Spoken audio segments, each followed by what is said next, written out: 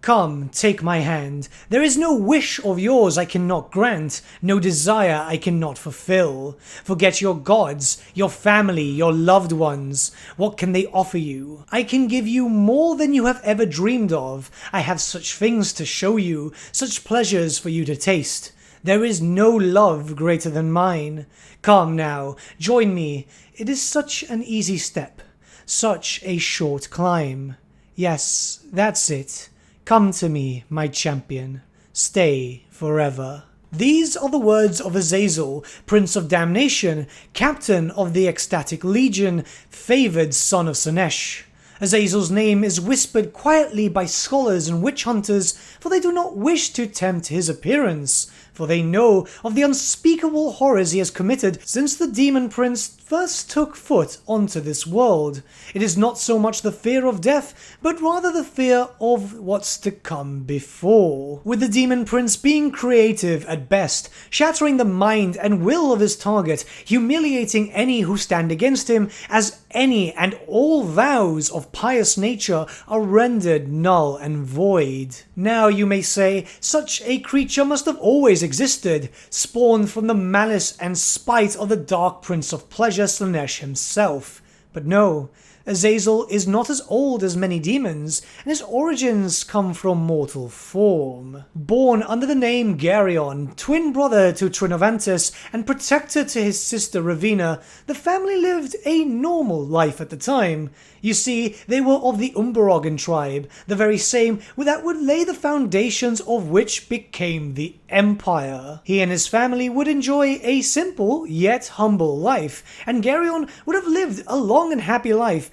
had not a certain series of events come to pass. As can be expected, the twin brothers were warriors and stood under the banner of Sigmar Heldenhammer himself when called to deal with threats.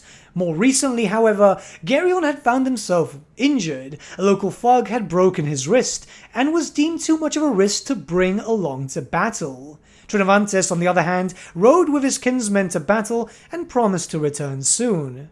Garyon and his sister waited for their brother's return, but the latter had his pride wounded, thinking that the others were mocking him, calling him the weakling that he is if he could not pick up a sword. What use was he? His sister did try to console him, but it was of little use, as his ego had been damaged and the scar lay there. They would bicker as siblings do while waiting for their brother to return, with Garyon teasing Ravina for her childish love of Sigmar Heldenhammer. The young woman was quite love-struck, you see, and we all know that such topics are quick to cause arguments. The arguments quickly stopped, however, as the sound of horns rang loudly. Our heroes returned home. Onward they marched, a war host of their kinsmen. Fewer returned than had left, but sadly this is the price of war. The siblings eagerly awaited to catch sight of their brother, the hero, their warrior. Ravina felt relieved laughter bubble up inside her, but it died in her breast as she saw a group of warriors in full battle armor leading the horsemen and carrying a litter of shields, upon of which was laid the body of a fallen hero. "Oh no," cried Garyon. "No, please, by all the gods, no." Ravina's heart sank, as at first she thought the fallen warrior was Sigmar, but then she saw the king's son help to carry the litter, and that his crimson banner was still held aloft. Trinovantes, unfortunately, was the one who had passed. Trinovantes had fought valiantly and died a warrior's death, but perhaps now was not time to discuss such matters. The family of the dead should be allowed to grieve. It is their right to do so, and those who still yet live have earned their celebration. Within the mighty hall, Sigmar had been speaking to his father, but his attentions were demanded elsewhere. He turned to see a girl with midnight dark hair walk stiffly through the gates of Reichdorf. His mouth suddenly felt dry as he recognized Ravina, her long green dress and proud beauty sending his stomach into a loop of unfamiliar feelings. Her face was lined with sadness, and Sigmar felt as though his heart would break at the sight of it. Her younger brother, Trinovantes' twin, followed her, tears of grief spilling down his pale skin. She walked towards her brother's banner-shrouded body and nodded to Sigmar and his father before kneeling beside her dead sibling and placing her hand upon his chest. Garyon slumped beside her, wailing and shaking his head as great sobs racked his thin frame. "Be silent, boy," said Bjorn, the tribal king and Sigmar's father. "It is woman's work to weep for a fallen warrior." Garyon, in his grief, looked up, and his eyes locked with Sigmar's. "You killed him," wept Garyon. "You killed my brother." Such an accusation is of course very dire, but no punishment was given that day, for even Sigmar knew that such an outburst was from emotional pain, and that it should tend to their loved ones before his soul ventures forth to join Ulrich in his hallowed halls. Ravina prepared her brother's body, cleaning him before he is to be entombed as is custom. Garyon sat opposite her at the table, his head buried in a curled arm as he wept for his lost twin. On her deathbed, Ravina's mother had confided to her that when Trinovantes and Garyon were born, the hag woman who birthed them said that they would forever have a connection to one another, but only one would grow to know the greatest pleasure and the greatest pain. No matter how hard she tried, she could not console him. Garyon's heart had been shattered as the hag's vision had come true. This was Sigmar's fault, he knew it in his heart. Why does his sister not see this? Had the harlot been so enthralled with him that her only concern was to spread her legs? Even when he questioned her, she merely slapped him. Maybe he would have struck back. But now there were more pressing matters to attend to. A cold wind blew over the grassy slopes of the Warriors' Hill, and Ravina pulled her green cloak tighter around her body as she watched the snaking column of warriors make their way from Reichdorf. Sigmar led the procession, dressed in his gleaming bronze armor and iron helm. The king walked beside him, with fellow warriors following right behind him, one carrying Sigmar's banner and the other carrying the king's. Armored warriors carried her brother on a bier of shields, his green banner draped across his recumbent form, and Ravina felt a cold lump of grief settle in her throat at the sight of her brother's body. Garyon stood to her left, stiff and tense, as the procession approached. She spared him a glance, his handsome features set as though carved from stone. He wore his finest tunic of scarlet wool, and had left his arm unbound from its sling. His sword was belted at his waist, and his good hand rested on its pommel. She reached out and took his hand from the weapon, slipping her hand onto his. He frowned at the gesture, but relaxed as he saw the sorrow in her eyes. "Don't worry, sister. I am not going to do anything foolish," he said. "I didn't think you were," she lied. He squeezed her hand and returned his gaze to the approaching men, who were already halfway up the hill. Ravina watched as the warriors passed the tomb of Redmane Dregor, both Sigmar and his father bowing to their ancestor as they did so. The fallen were placed in their tomb. The sermon was sad as expected, but it spoke of great warriors who now go on their final journey to be one with their god Ulrich, where they may feast until the end of days. Sigmar led the warriors who bore Trinovantes past the king, and ducked down as he led them into the musty darkness. Ravina felt Garyon's hand tighten on hers, but she did not take her eyes from the sight of her brother's body as it was carried within. She felt tears welling as she heard the scrape of metal and hushed words from the tomb. At last, the armored warriors emerged into the light, taking up positions behind the king with their shields carried proudly before them. Eventually, Sigmar emerged from her brother's tomb, Trinovantes' shield carried before him like a platter. The leather stretched across, the wood was split, and several of the brass studs around its rim were missing. Sigmar walked slowly towards her and Garyon, his face a mask of anguish, and her heart went out to him, even as she grieved for her own loss. She felt Garyon tense beside her as Sigmar lifted the shield and offered it to her brother. "Trinovantes was the bravest man I knew," said Sigmar. "This is his shield, and it passes to you, Garyon. May you bear it proudly and earn honor with it as your brother did." "Honor," spat Garyon. Sent to his death by a friend, where is the honor in that? Sigmar showed no outward sign of anger, but Ravina could see the smouldering, grief-born rage behind his eyes. The king's son continued to hold the shield out, and Ravina released her brother's hand that he might take it. "He was my friend, Garyon," said Sigmar. "I mourn his death as you do. Yes, I gave him the order that led to his death, but such is the way with war. Good men die, and we honor their sacrifice by living on and cherishing their memory." Ravina willed Garyon to take Trinovantus' shield, but her brother seemed determined to savor the angry confrontation, and steadfastly refused to receive the shield from Sigmar.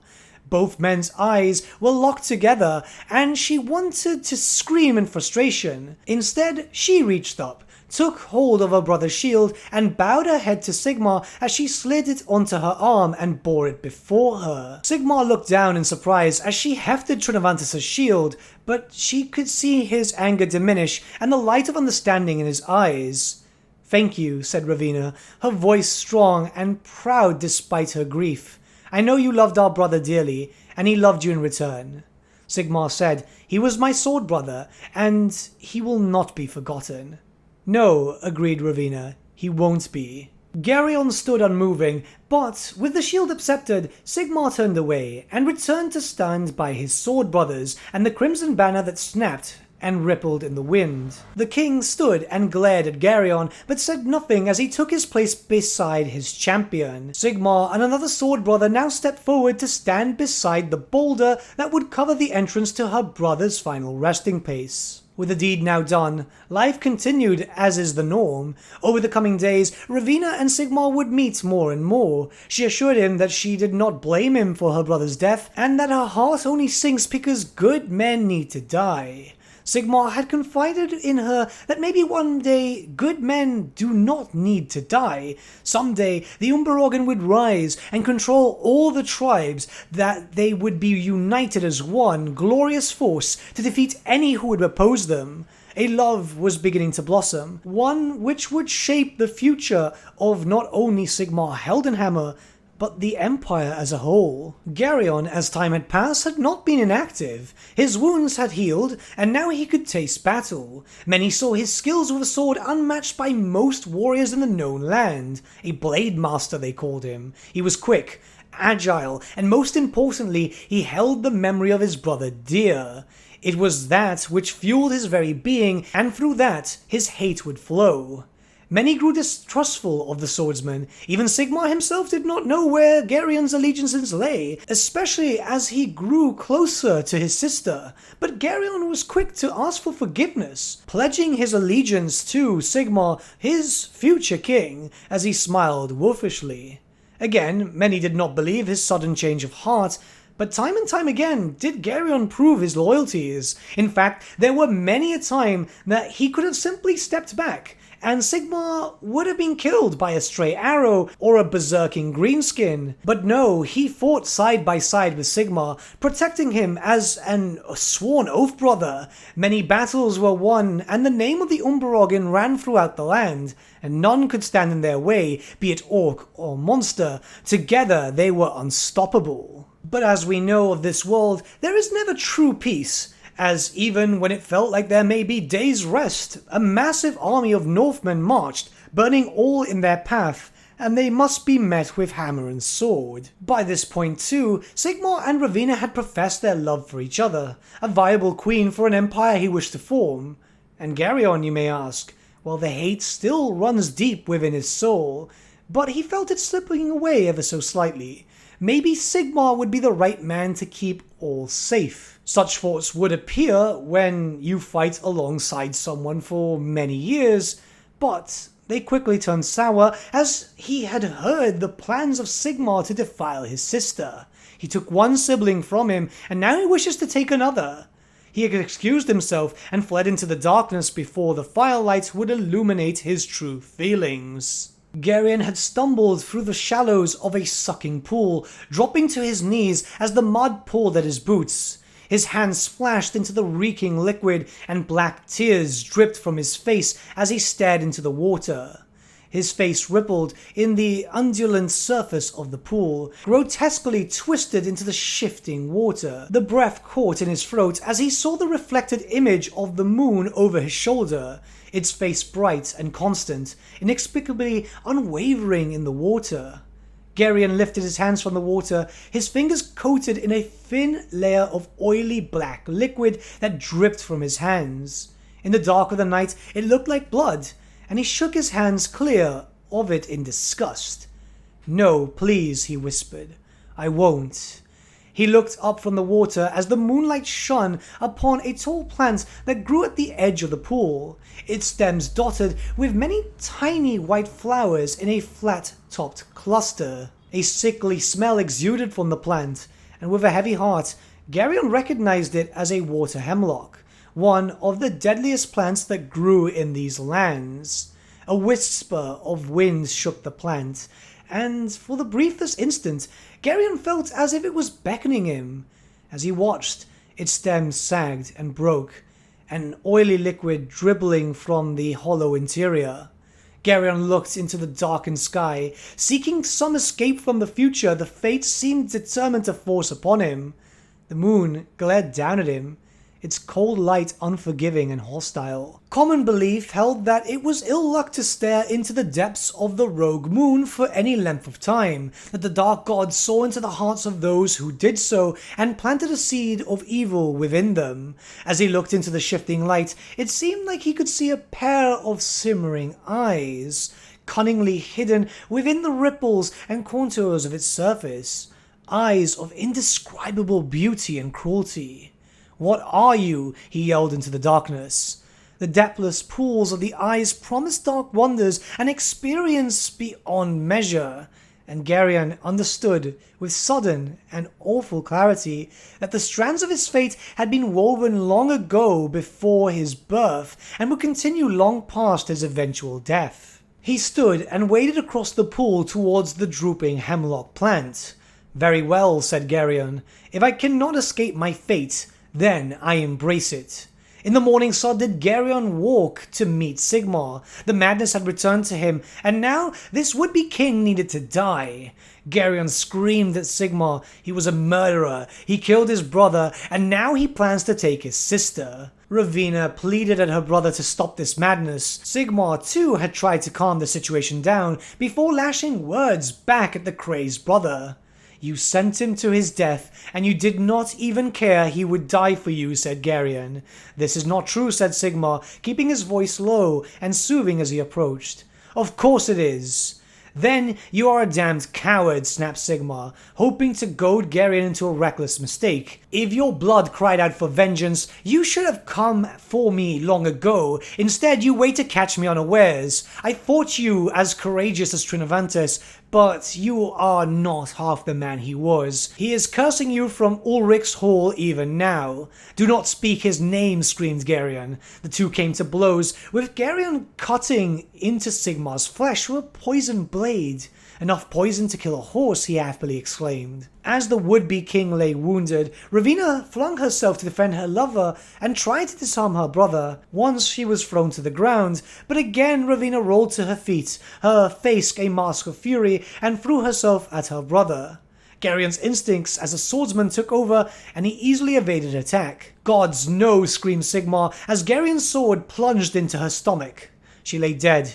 In his rage and passion, he killed that of which he wished to protect, his own sister.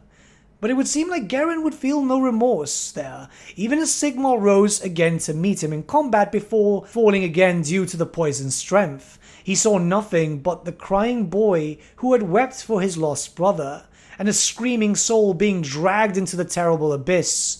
He saw the razed claws of a monstrous power that had found a purchase in Garyon's heart, and the desperate struggle fought within his tortured soul. Sigmar's eyes faded to black. Sigmar, as we know, had eventually recovered, but in a state of near death had seen one of the realms of the beyond, where he met with his father to find out that the Norsi had been slain, and his father had vowed to give his soul for that of his son. When Sigmar rose and recovered from his wounds, he took up the mantle of king like his father before him, his heart still broken from the loss of Ravina, his one true love, his queen, killed by that snake and traitor Garyon, a cursed name throughout the land. But what of Garyon, you may ask? The Blade Master had fled with little supply. He went north as if some higher power called to him. He arrived at his destination, where some Norsi had seen his boat swaying in the waters. A seer by the name of Kar Ordesen had felt his presence as the Norsi reached the ship. They gave him food and water and asked him but one simple question. Who are you? The man licked his lips and tried to speak, but his mouth was parched from unnumbered days at sea, and his voice was an inaudible croak. Kar Ordesen passed him a water skin, and the man drank greedily, gulping down great mouthfuls. At last the man lowered the water skin and whispered, "I am called Garyon." Kar Ordesen shook his head. "No, that is the name of your past life. You shall have another name now, a name given to you in ages past by the gods of the north." "Tell me," begged Garyon. "You shall be called Azazel." You see, in that fateful day in the watering pool, it seems that the Dark Prince of Pleasure spoke to him, and that the Hand of Fate had already had planned that Garyon was to fall to chaos, and eventually make his way to the northern lands, as many others who fall to the taint do. There, Garyon had learnt a new life. Now known as Azazel, he quickly rose up the ranks, fighting to prove his worth under the watchful eyes of Slaanesh. And fight he did. It was constant fighting, as we know of those territories, especially during that period of time where the Norsi were still finding themselves, having been pushed out of the lands of which would be the Empire, and then later pushed out of the lands that would be Kislev. Time and time again, Azazel would prove himself to his patron deity, and eventually, after killing a famed Norscan Khornate champion known as Arthur, did Slaanesh finally give him the boon he had been waiting for, a new form to fit with his new name. He is now a mighty demon prince, as we all know, and he still seeks vengeance on the sons of Sigmar. It is said that the beauty of Azazel is second only to his patron, but as irresistible as his beauty is, there is a deadly edge to it. Those who have gazed upon him never forget the sensual temptation his presence arouses. It is a beauty which evokes loathing and a temptation that sickens the soul. Azazel's hair is long, jet black, and is fine as flax. Two great lacquered horns crown his handsome brow. His eyes are full of innocence, still with the sorrow of losing his brother, and yet they are cruel, calculating, and without pity. His smooth skin is white, the color of the finest porcelain, and his movements are graceful, his limbs long and delicate. In his right hand he carries an enchanted blade that writhes as if still alive, and his left hand is a long and chitinous claw, delicate yet deadly. His wings are of the purest white, their beauty unmatched by swans and other creatures of nature. He soars over the battlefield, sometimes sweeping low to strike his foes, and yet his feet never touch the ground. Azazel dresses in robes made of the finest silks, and his body is bedecked with gorgeous jewels and shimmering gems. Azazel commands a legion of demons of his master, and under his control, the armies of the Prince of Chaos enjoyed one blissful triumph after another. Most of their opponents give up the fight before it even begins, for few can bring themselves to harm such an enchanting and wondrous being as Azazel. Azazel, on the other hand, has no such qualms. Azazel sees into the very hearts and souls of men, and even their deepest desires and hidden passions are plain to him. With his silvery voice, Azazel whispers to his opponents, promising them all they have ever desired if they abandon their folly of opposing Slaanesh and embrace the mercy of the Prince of Chaos instead. And there are few who can resist his temptations. All who know of him dread to face him in battle, for the cost of losing to Azazel is not only the death of the body, but the damnation of the soul as well.